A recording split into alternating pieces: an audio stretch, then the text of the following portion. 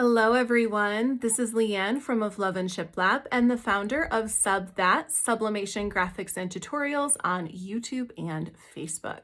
Please be sure to subscribe to our YouTube channel so you never miss out on any of our tutorials. Tonight's quick and easy tutorial is going to be on how to sublimate and create a MDF ornament door hanger.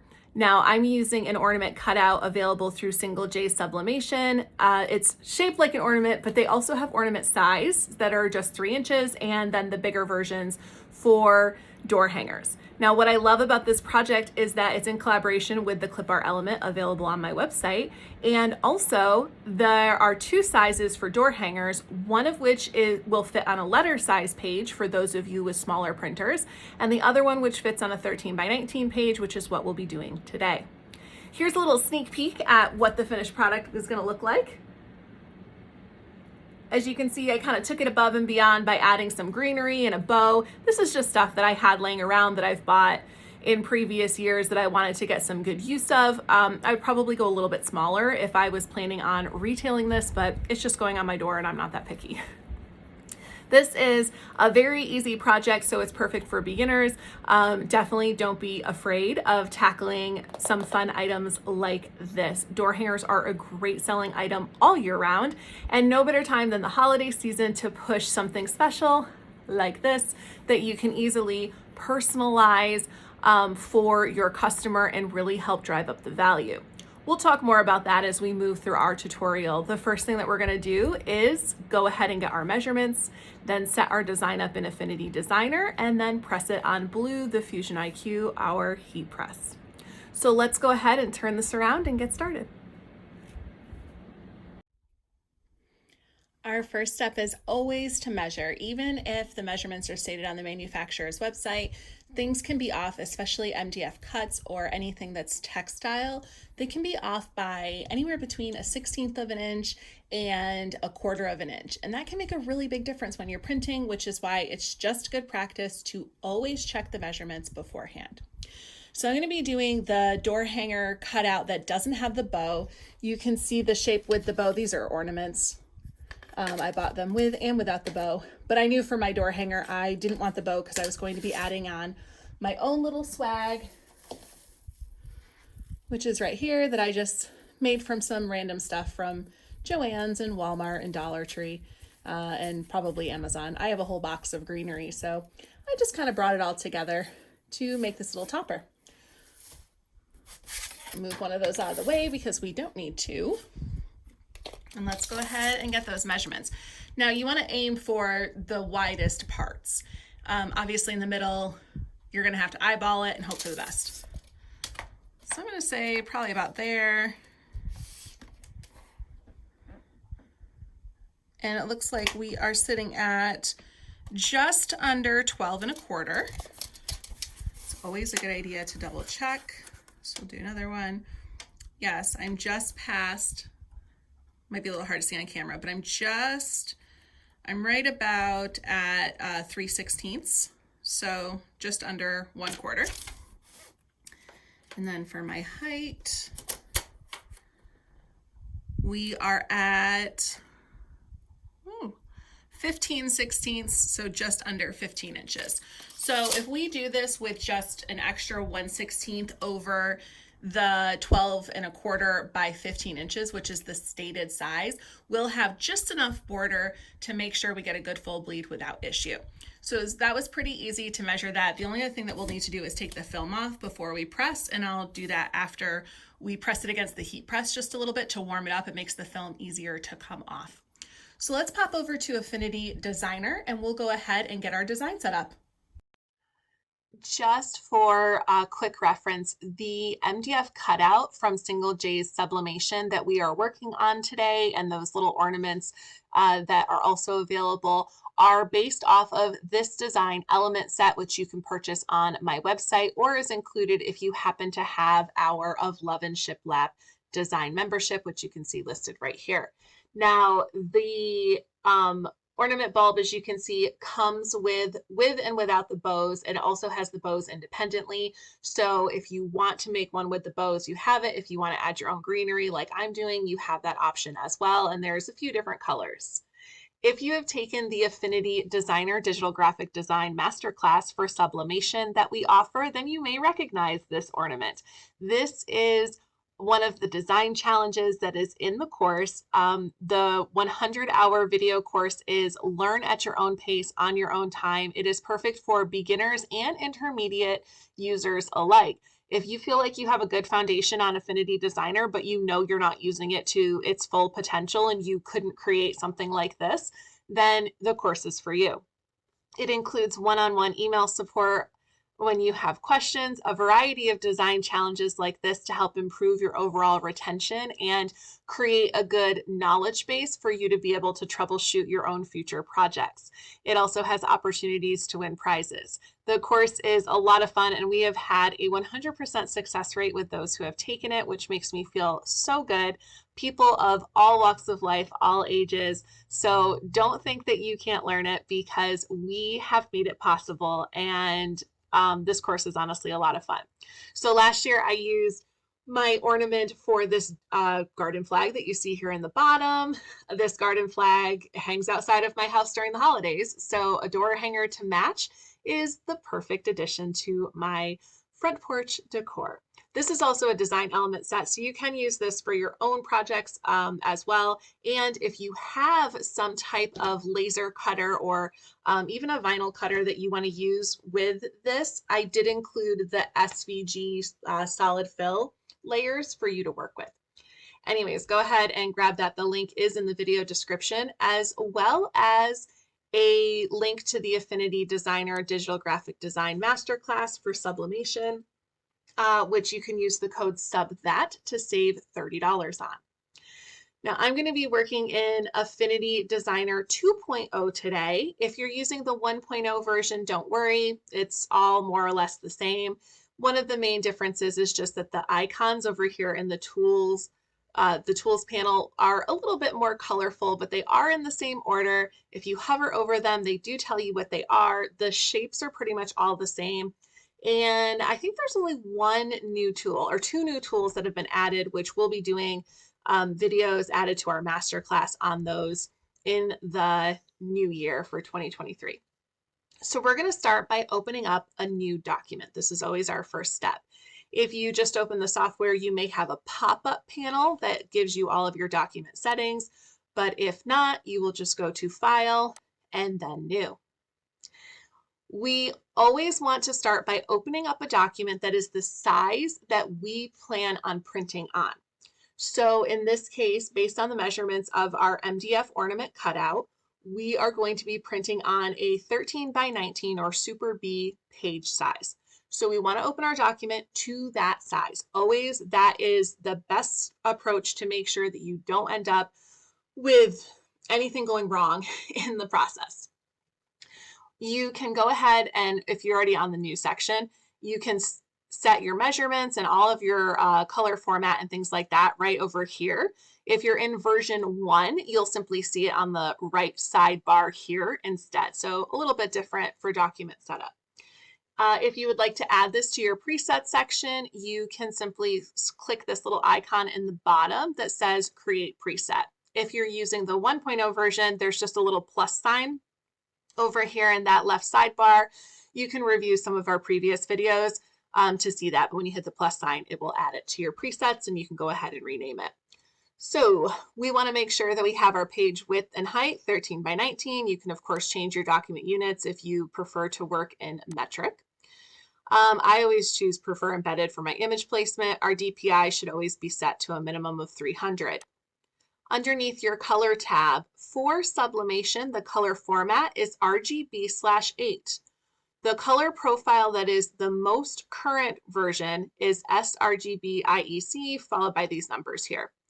Now, if you are using a Windows computer that has an older version of Windows, or if you are using a Mac, You may find that the previous color profile works better for you to give you color accuracy on printing, and that one is the Adobe RGB 1998. Again, that is if you are using an older version of Windows or if you have a Mac.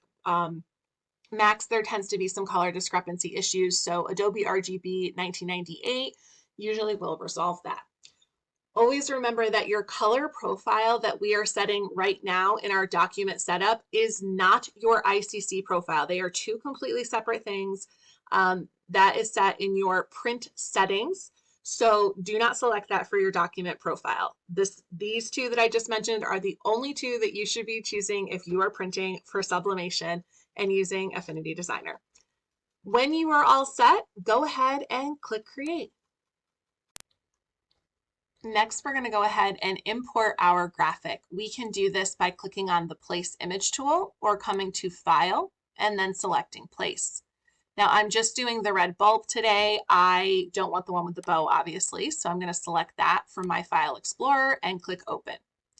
You can one-click to add it to your document space, or you can always click and drag by holding down that left clicker on your keypad or on your mouse pad. Next, we're going to come over to our transform panel, which is in the bottom right side, and we want to make sure our aspect ratio is locked. So when it's unlocked in 2.0, it looks like a broken link. When it's locked, it looks like two links together. In version 1.0, there's a little figure 8, and when it's locked, there's little arms coming off of it. Always make sure that your aspect ratio is locked before you resize something. I am going to go ahead and start with my width. We only need to adjust one because we have the aspect ratio locked.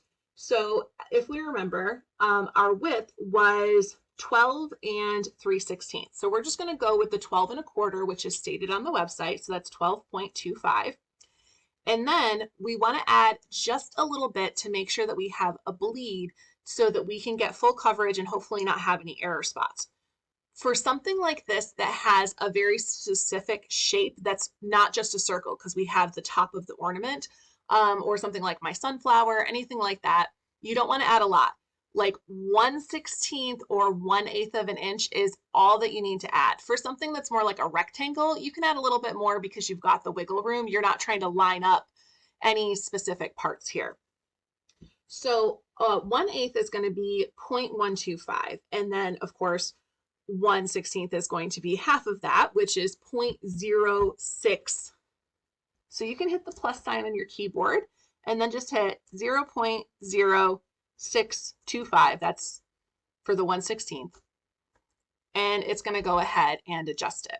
Now our height is showing 15.622, which is a little bit taller than our ornament actually is. So this could be an indication that there is some negative space that's being factored in.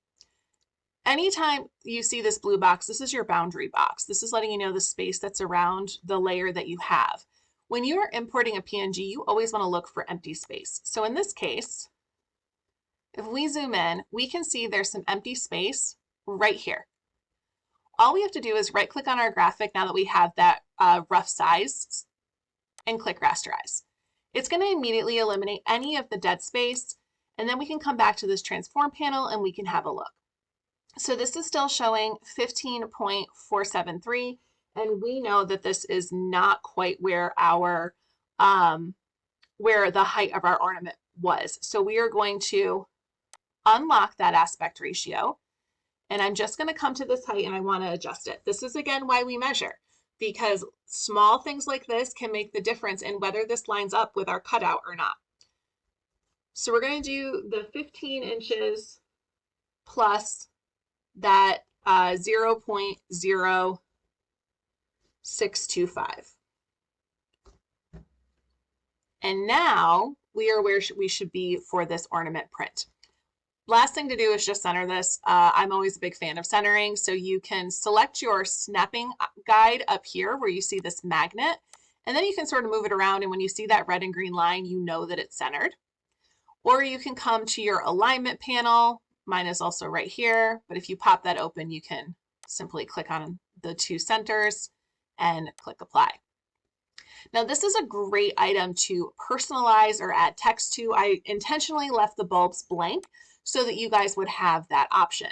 I think for me, I'm just going to put Happy Holidays on this.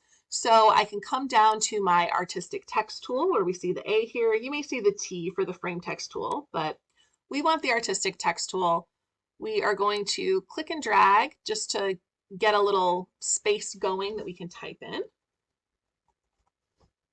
I'll go ahead and type in happy. I'll shrink that down. Let's see.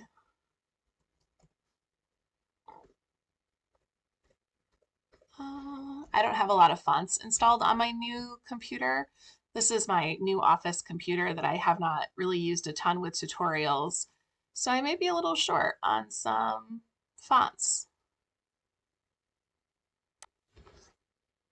Now, this is a great item which you can personalize with last names or Merry Christmas, Happy Holidays, anything in a different language, or just welcome.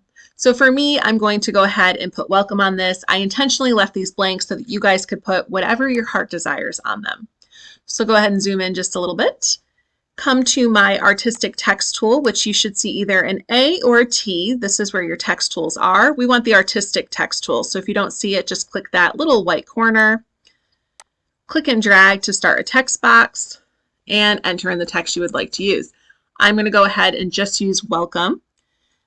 I'm going to resize that by clicking and dragging on that corner node there. And then I'll go ahead and center it. Now I'm using a font called Camsay, which is from Creative Fabrica. I will link it below for those of you who may want to download it. I honestly just use this font for the purpose of writing the word welcome.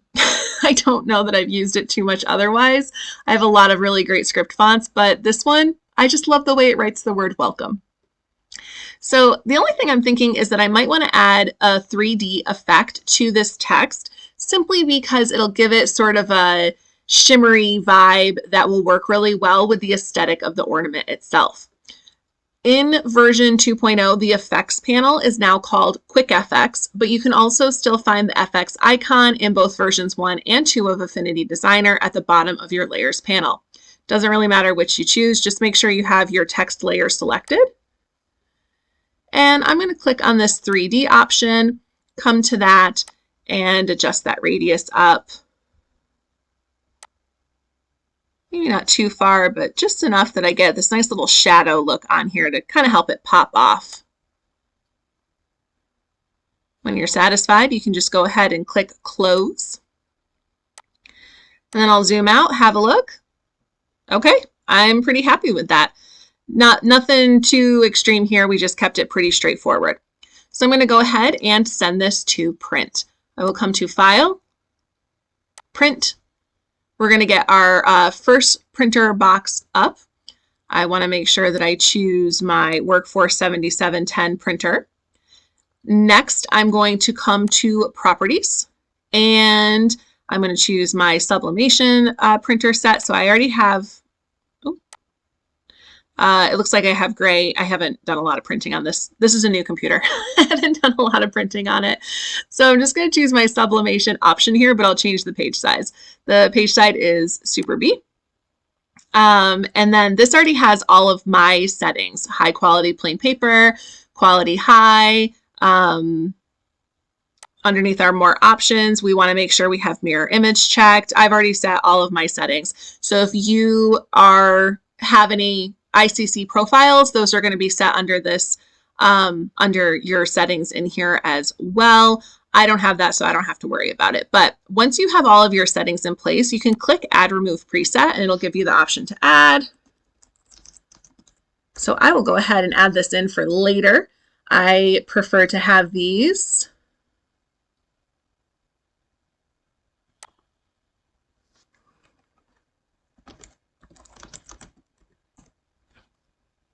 when you type it in, make sure you hit save.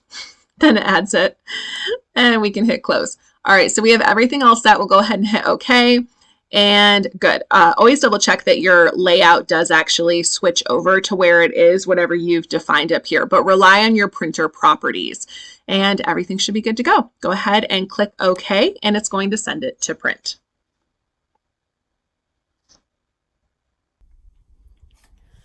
Okay, the next thing you want to do is make sure you peel off the protective film. Pretty much all MDF has this. You might notice it looks a little like sooty and whatnot. All of that's on this protective film. Not every MDF piece actually says it, but it usually has it.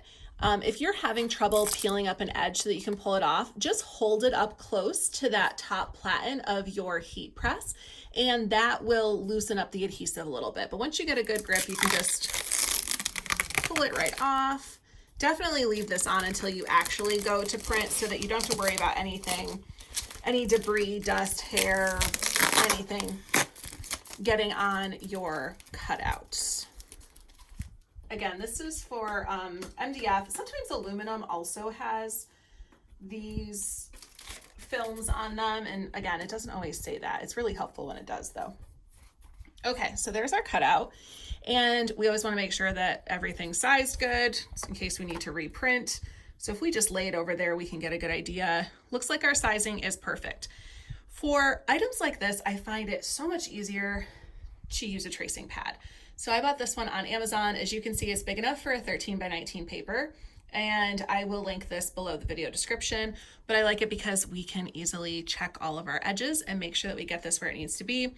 Other than that, all we need is a couple pieces of heat tape. So I'm gonna go ahead and just nudge it around. Essentially what I'm looking for is that I see just that tiny little edge all around my ornament. This is gonna make sure that I have everything lined up just right. This is a really big tracing pad, so with using the iPad to film, it's a little challenging to see it. If you don't have anything like this, just hold it up to the light. It works just as well. And I used to hold mine up to the light until I got this. And the first time I ordered this, it went on back order and never shipped. So I actually had to order it twice. Okay, I think we're nice and centered.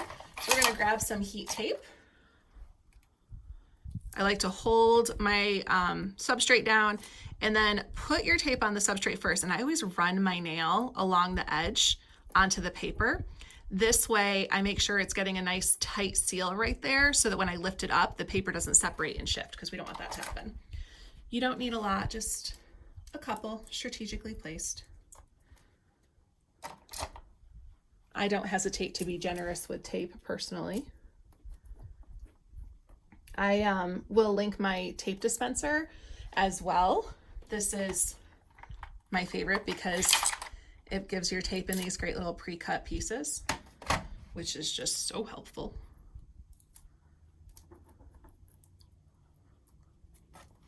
All right, and we'll put one more up here just for good measure.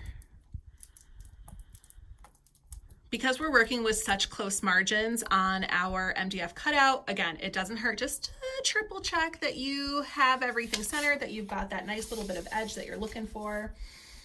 I'm just spinning it around so we can get a better view since the camera's in the way. And yes, it looks like we are good to go. So on our heat press, we're gonna wanna put paper underneath this and on top, just because we do have that little bit of edge and we don't want that to gas into our bottom platen. I'm using Blue the Fusion IQ, obviously, and this has a cover on it. So I don't want this to get into the cover either, or the rubber bottom, and end up transferring onto a future project. So let's come on over to Blue. Now I already have Blue set up. We are at 400 degrees for 60 seconds is the recommendation for MDF for something that's larger this way.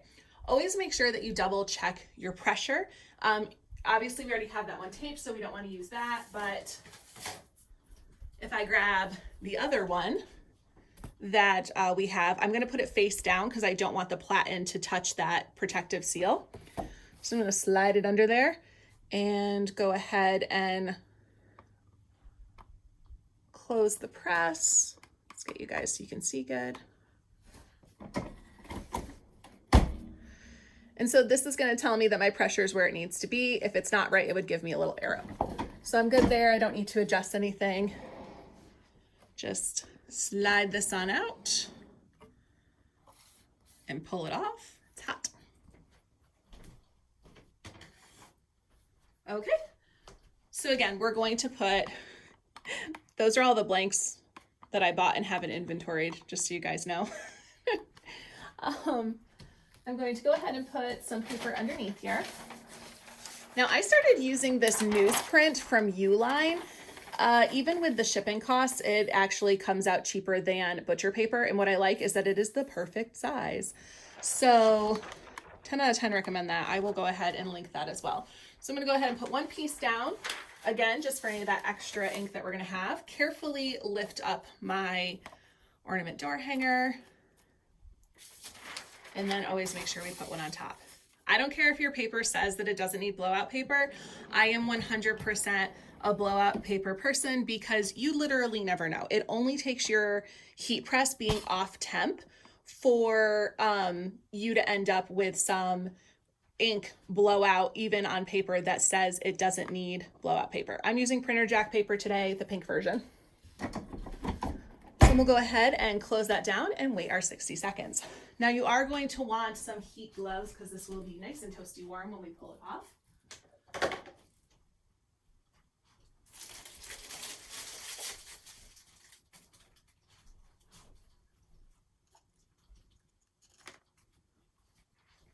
All right, so once again, I am using my Workforce 7710 printer. This version is no longer available. It's been discontinued since the pandemic, but it has served me so well.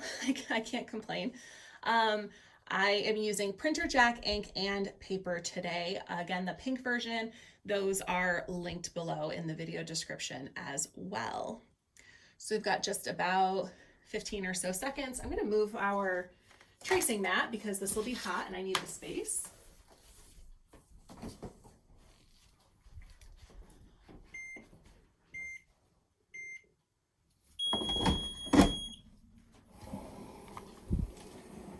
Got a little steam coming off of there. So that was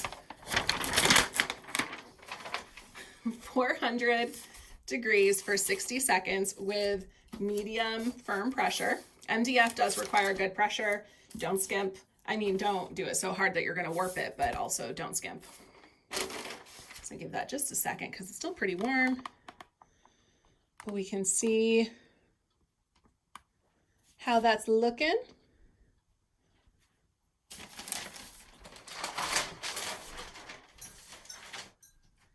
If you missed it, we are using Blue the Fusion IQ today. Obviously, this is the heat press I bought a few months ago. I absolutely love it. My favorite feature is this really swanky pull-out drawer.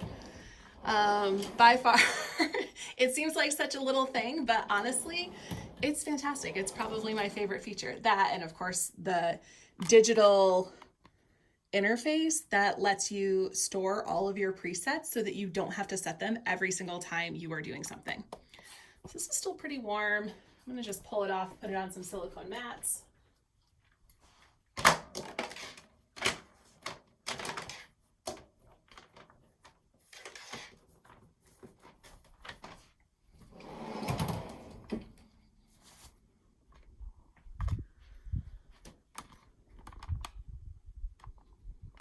Okay, so here is our door hanger. Now, you can of course sell these as they are. They're ready to go, right? But I think that the best way to sell them is to jazz them up a little bit. The reason being is because the difference between this door hanger and this door hanger, especially if you personalize it, is probably about $25. Something like this that said, I don't know, welcome to the Martins, or, you know, personalized, someone will easily pay $45 for it. But something like this, that's just generic, 25, maybe 30 if you're lucky. It's going to require some good marketing. But this is like just a little thing that makes all the difference. And you don't even have to go to this extent. Okay. this is a whole bunch of greenery pieces that I put together on a bow tie. It's called like a bow tie swag. It's this pine piece that I got from Joann's on sale. So not something that's easily available unless you buy it in bulk at the beginning of the season, but you can literally find greenery pieces on places like Amazon. In fact, this eucalyptus and these cedar pieces I bought in bulk on Amazon for a lot of projects around my home for Christmas. I bought it a few years ago and continues to serve. I have plenty left. And then like these came from the Dollar Tree. It does not have to be expensive. This ribbon came from Walmart, but places like the Dollar Tree have tons of ribbon as well. And I'm sure you can find discount places to buy ribbon for even better prices online. So all that's really left to do is just hot glue that on there, which this is warmed up enough. So I'm gonna grab my glue gun. And I'm going to put a very generous amount of glue on here.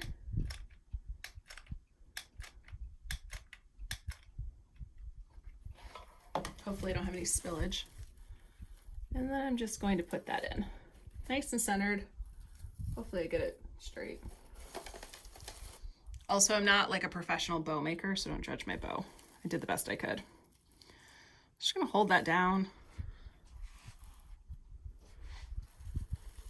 Make sure that it's angled right, hold it down until it cools. It'll just take a minute.